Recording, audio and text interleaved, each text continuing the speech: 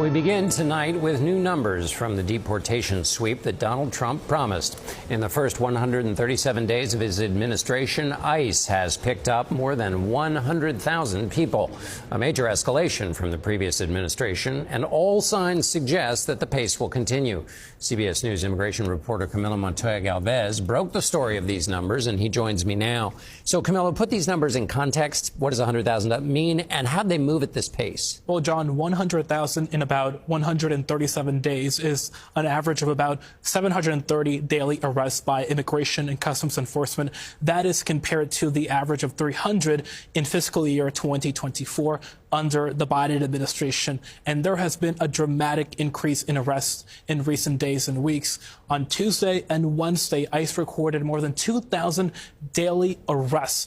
The agency is getting closer to that 3,000 arrest average that people like Stephen Miller at the White House are pushing immigration officials to oversee.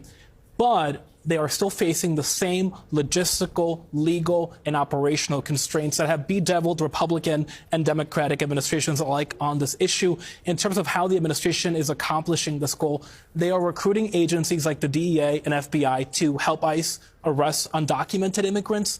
But the ICE also is now resorting to more aggressive tactics, some would say controversial tactics, like arresting migrants at courthouses after they show up to hearings that the government is telling them to attend.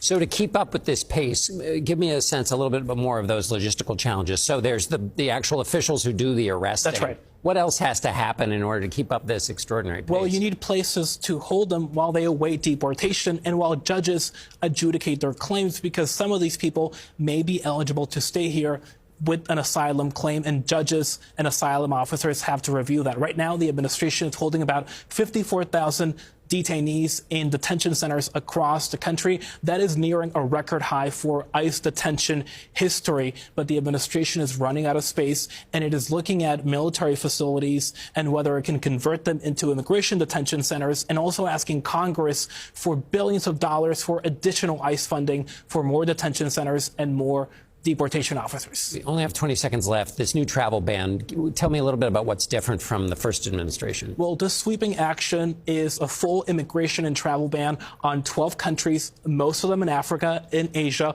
but also Haiti, as well as a partial restriction on travel and immigration on 7 additional countries, also mostly in Africa and Asia, but it includes Cuba and Venezuela as well. This could face legal challenges, but this time around, the Trump administration is confident that this will pass legal muster.